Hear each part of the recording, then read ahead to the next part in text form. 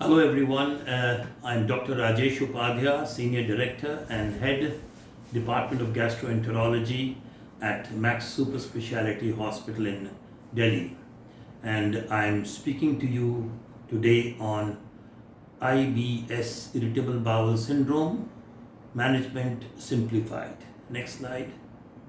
Now, you all know that irritable bowel syndrome is a multifactorial disorder which is driven by altered brain-gut axis, which is dependent on the social, psychological, and environmental factors. And there are other features which are important, such as the visceral hypersensitivity, and when we blow in some air during colonoscopy in such patients, they are hypersensitive to pain. Motor dysfunction is also a feature where there is non-propulsive contractions of the intestinal muscles. There is also altered intestinal microbiota, and inflammation is well known following episodes of acute gastroenteritis in condition known as post-inflammatory irritable bowel syndrome. So now the next slide I'll start by putting a case which is of a 28-year-old anxious male who presents with 3 to 4 loose stools per day, no blood, no mucus, and this has been there for the last 9 months. There is a feeling of incomplete defecation. Appetite is normal and the weight is steady, and the patient is otherwise in good health with normal blood parameters, TFT, normal TTG, normal colonoscopy, and a stool examination. And clearly the question I'm going to ask is this irritable bowel syndrome? And the chances are that a lot of people will say it is. But the fact is that it is not. Why not? Because this patient has no abdominal pain and no discomfort. So this is actually a functional disorder. So this is a functional diarrhea. And therefore the important differentiating point is shown in the next slide, which says that irritable bowel syndrome is a chronic relapsing functional bowel disorder where the main feature is abdominal pain or discomfort along with altered bowel habits in the absence of any organic pathology. And the next slide shows the Rome 4 criteria, which is the globally accepted criteria for diagnosis, which is recurrent abdominal pain for at least 1 day per week in the last 3 months, which is associated with any 2 or more of the following. One is it is related to defecation. Second is change in the frequency of stools. And the third is change in the form of stool. So either it becomes loose or it becomes hard. So that is the form of the stool. So if any 2 of these 3 are present, that is enough to make a diagnosis. Next slide, however, shows that in the Indian studies which we did in the Indian Society of Gastroenterology in 2008, we found that 70% of the patients had abdominal pain or discomfort, but discomfort was more common than the pain. And the abdominal fullness or bloating was another common presentation. There was also incomplete evacuation was a common feature. And interestingly, 50% of the patients had upper abdominal pain or discomfort rather than lower. Next slide. And therefore this slide shows the difference between the Indian IBS and the Western IBS. Indians pass at least 1 or more stools per day in 90% of the population, whereas the standard definition for the Western population is 3 stools per day to 3 times per week is all considered normal. Upper abdominal pain is more common in the Indian population, bloating is more common, and abdominal discomfort is more common than abdominal pain. Next. Therefore, the Rome 4 criteria, if applied strictly, does not hold true for the Asian population or the Indian population. So what do we accept is this. 3 months or more of either abdominal pain, bloating, or discomfort, which may be associated with any two of the following: either relief with defecation, change in the stool form, or change in the stool frequency. And if that is present, this becomes a possible IBS. Exclude alarm features, and if they are not present, it becomes a probable IBS. And if that is so, you can start treatment. Next slide shows very importantly a case of a 54-year-old male with 4-month history of constipation, which is feeling of incomplete defecation with lumpy stools associated with lower abdominal pain after stools. Appetite was okay, weight was stable. Hemoglobin was 10.3 grams. Other blood tests were normal. Stool routine and occult blood were both negative. Now, ask the question, is this IBS? A lot of people will say that this is IBS, but this patient turned out to be a rectal carcinoma. And therefore, we must look at it very critically. What were the indicators that this may be an organic disease? Well, look at the age, 54-year-old, and look at the hemoglobin, 10.3. So age and anemia were certain warning signs that this could be an organic disease. So we must be aware of the alarm features which I have shown in the next slide, which is showing that age of 50 years or more, presence of anorexia, anemia, blood in the stools, weight loss, nocturnal symptoms, presence of fever, abdominal mass, severe watery diarrhea, and family history of colorectal cancer are all warning signs and markers that these patients may have organic disease, which is something which we cannot afford to miss.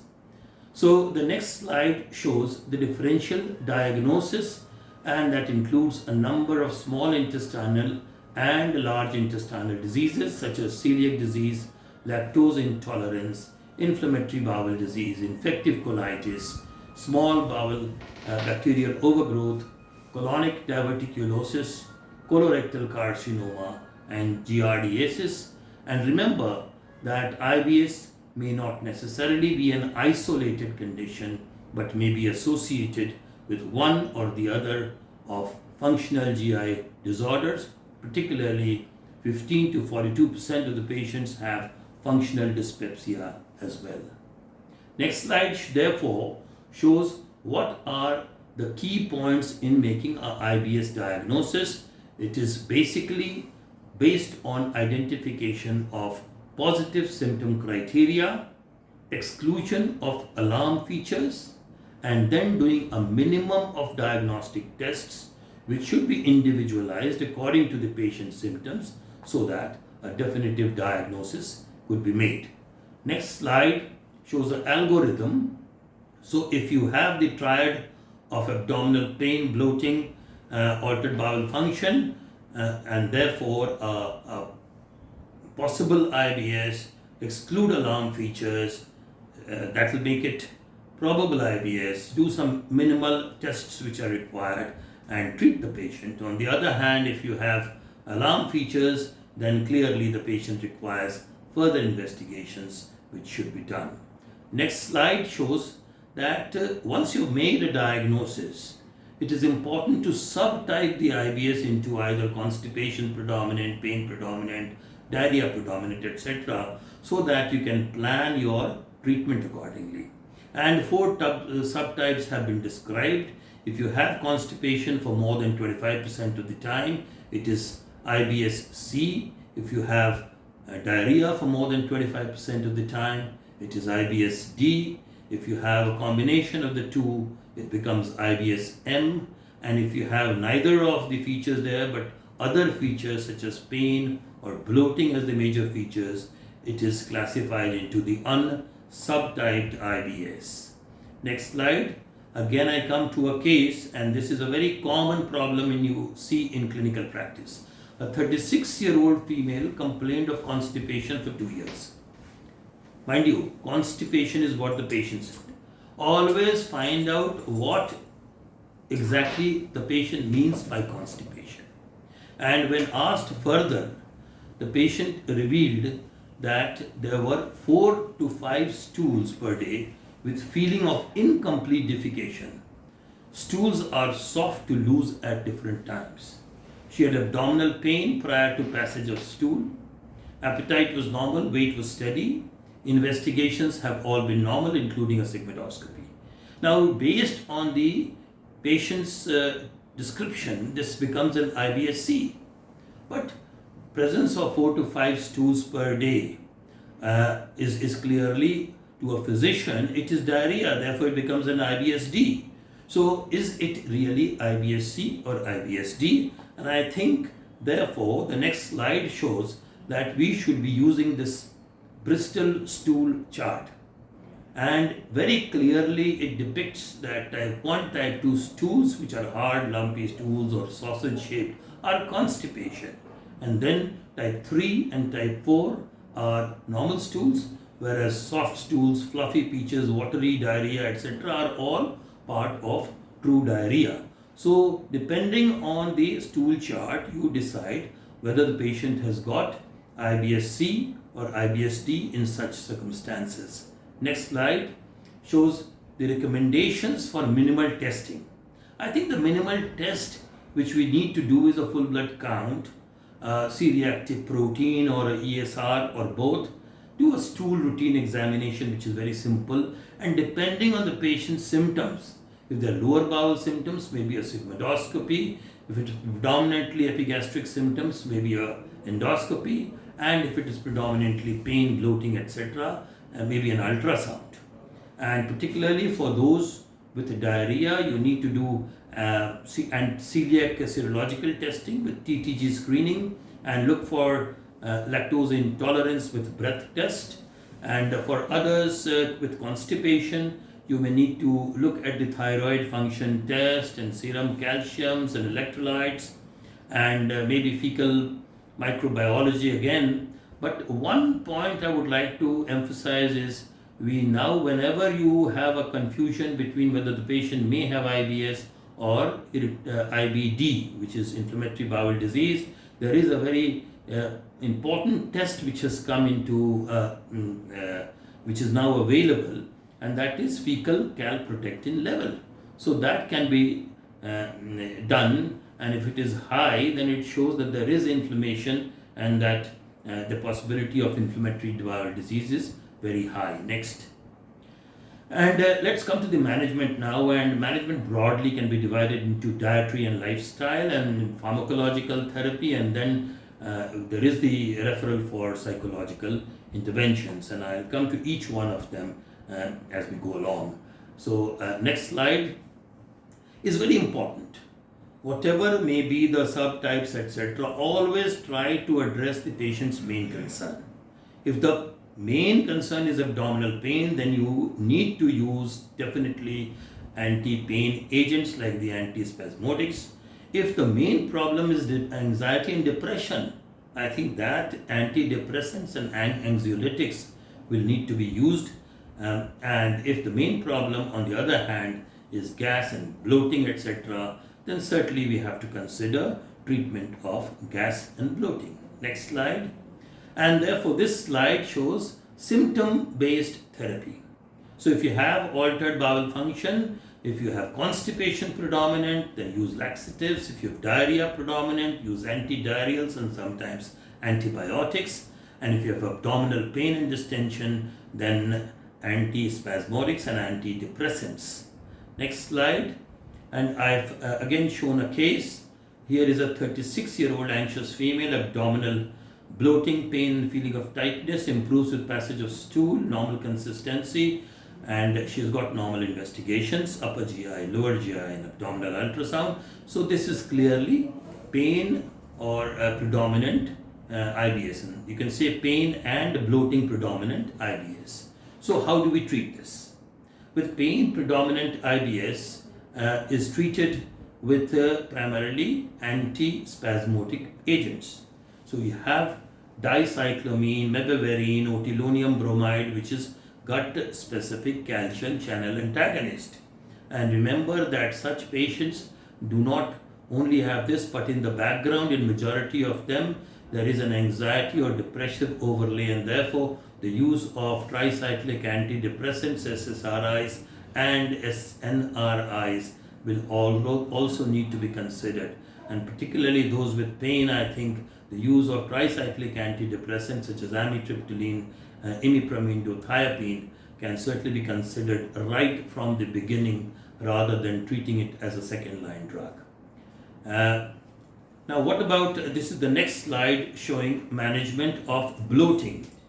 And bloating except in constipation, bloating either associated with diarrhea or bloating associated with pain, certainly use of antibiotics such as rifaximin 400 to 550 milligram 3 times a day for 10 to 14 days is important and produces global IBS relief and bloating improvement. Probiotics, the literature is a bit not so robust, and therefore it may be considered in the management. Next slide. And it is very important, particularly in patients with bloating, to consider what dietary interventions are required, and you do consider lactose-free diet. So in clinical practice, I stop milk for most patients, and we use what is called the low Fodmap diet, and these are the fermentable carbohydrates which produce a lot of fermentable gas. And example of high Fodmap diet is shown in the next slide, and these are just examples for you to quickly run over. And the next slide also shows a high Fodmap diet. On the other hand, the next slide shows some examples of what should be low Fodmap diet, or more akin to the diet a patient with bloating should be having. Next slide. Now let me move on to diarrhea predominant IBS. And if diarrhea is the predominant symptoms, then certainly you need to use antidiarrheals such as loperamide or diphenoxylates or lomotils and imodiums, and all these become very useful. Question always is how long can you use it for, and certainly you can use it only for a length of probably 2 to 4 weeks and probably no further. But we have now other drugs like ramosatron, which comes by the name of IB-Set, which is given in 5 microgram dosage once or twice a day. And then you've got alosetron, which is not common in our country now, but ondansetron and high dose prolonged release formulations are all coming in now for use in IBS diarrhea type. Now there are some diarrheas which are very difficult to treat. They continue to have diarrhea despite whatever treatment you've done. Always consider bile acid, bile salt related diarrhea, and try a therapeutic trial of cholestyramine. They come in 4 gram sachets, and you can use 2 or 3 sachets per day. And I have seen in my own clinical practice a number of patients who improve with that, and gradually we reduce the dosage over a period of time so that we can keep them on a minimal possible dosage. Now, diarrhea predominant, particularly when there is bloating as well, rifaximin is a very useful drug, and it should be ideally used at least for 2 weeks initially, and in a lot of patients you do get relief. Next slide. Now this shows where do you expect the rifaximin to be more effective. Therefore, when to suspect patients with Sibo in IBS, there are some clinical clues. Predominant symptom is diarrhea, marked milk intolerance, older age of onset, marked abdominal bloating, marked flatulence, diabetics in particular, and onset of symptoms while on PPIs, which cause a lot of bacterial overgrowth. And there is also a history of some patients that every time they take antibiotics, they drastically improve, and therefore intermittent use of rifaximin in such patients certainly must be considered. Next slide. Now let's come to the last part, which is the constipation. And as you well know, chronic constipation can be defined into either a functional constipation or a secondary, and secondary is either due to medical conditions or due to medications. Now, functional constipation can either be the normal transit type, which fits into the IBSC, or the slow transit constipation. And patients who have got very hard stools are the ones who have slow transit constipation. And then lastly, we have the fecal evacuation disorders, and these are anorectal dyssynergy, which is not too difficult to diagnose, but we are missing a lot of this diagnosis, and almost 30 to 40% of the patients with chronic constipation may have fecal evacuation disorder. Next slide shows that functional subtypes are not isolated, but there is a lot of overlap between all these conditions. So slow transit mixed with IBS type of features, mixed with evacuation type of disorders, and so on and so forth. Now, this is just a case depicting, and this is the next case I'm talking about, is constipation for a long duration. Patient is having straining for prolonged periods, incomplete evacuation, repeated attempts, lack of urge. Passes once in 5 to 7 days without laxatives. Stools are very hard, so hard stools mean slow transit. Lower abdominal pain, bloating, which is reduced after defecation, which means slow transit constipation and features of IBS-C, constipation, IBS. And lastly, manual evacuation, blood in the stools intermittently.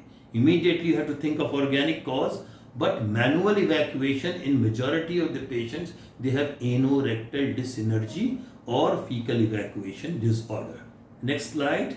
Therefore, these patients should have very careful clinical examination, which should include digital rectal examination. And you do a PR examination after putting the patient in left lateral position and ask the patient to simulate the act of defecation. And you look for the contraction of the abdominal muscles at that time, and at the same time, what you should feel at the anal canal is a relaxation of the anal sphincter, because there will be rectal contraction and simultaneous relaxation of the anal sphincter for passage of stool.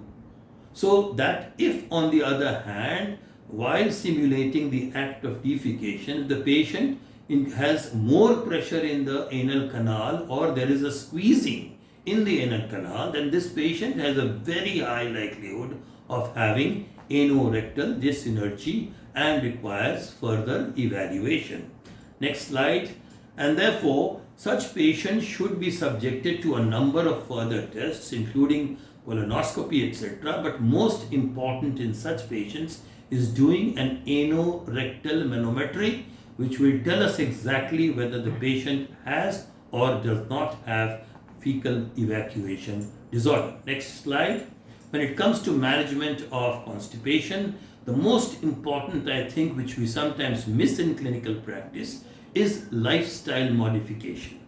Increase in fiber intake, increase in the water intake, regular exercise, healthy sleep pattern, regular defecation times, and remember, the Indian posture during defecation, which is the squatting posture, is the best. So if you have people difficulty in passage of stool, even if they are using the Western toilet, you can ask them to keep a small stool in front of their toilet and put their feet on that so that they are in a more of a squatting position. And this slide, which is the next slide, is constipation predominant IBS management. First is try and assess what is the fiber intake of the patient, and if intake is not sufficient, use fiber first. And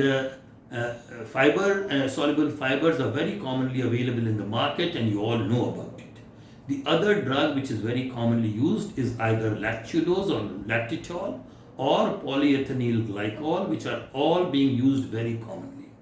However, if you are not getting a response from these, then we have now very useful drugs like Trucalopride, which is a 5-HT4 agonist, and it's given in a 1 or 2 milligram dosage at night, and is found to be very useful in a large number of patients. Intestinal secretagogues, which is lubiprostone, that is a drug which is given initially in 8 microgram, but in most patients with difficult to treat, it requires 24 micrograms twice a day, and that usually is effective, although you remember the side effects of nausea and diarrhea. And those with a very stubborn tummy, very difficult constipation, you can certainly use bisacodyl, which is dulcolax, or polycarbophyl, which is Crimalax, and these have been traditionally used, but the duration of use has to be confined. Next slide. So what is the status of probiotics? And I think I've already mentioned that the available scientific literature, there is some role, but I think not proven as yet, but it may be considered as an alternative therapeutic agent. Next slide shows the very important aspect of IBS, which is psychological comorbidity. And almost 80% of the IBS patients have at least one psychiatric comorbidity. Next slide. Question is when to refer the IBS patient to a psychiatric. Neither are the Indian physicians nor the patients very happy about going to a psychiatrist. So if you have a patient with severe psychiatric illness, right from the outset, send them to a psychiatrist right at the beginning. On the other hand, if the symptoms are persistent despite treatment, then certainly refer to a psychiatrist. In those with very severe anxiety or depression, we need psychiatric opinion, and therefore that is very important. Next slide. One practical tip I would like to give.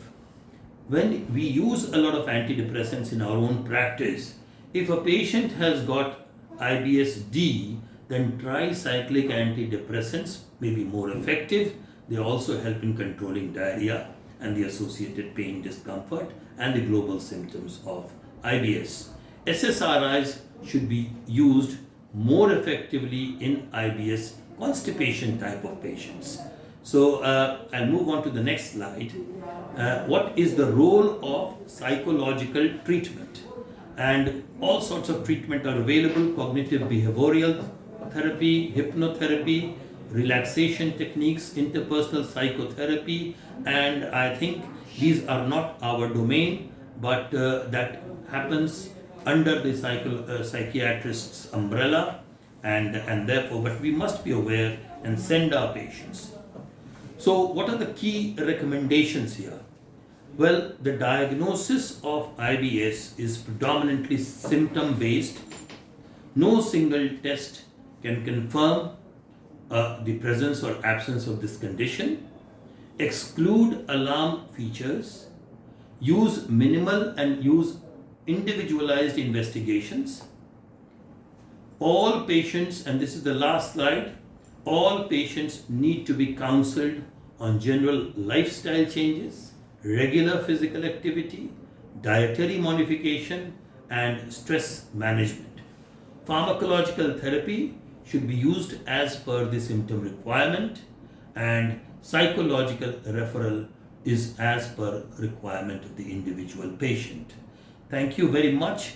This last slide I would like to show is that to the world you might be just one person, but this patient with IBS remains in a great deal of physical and psychological distress, and to them you may be the one person who is the world for them. Thank you very much.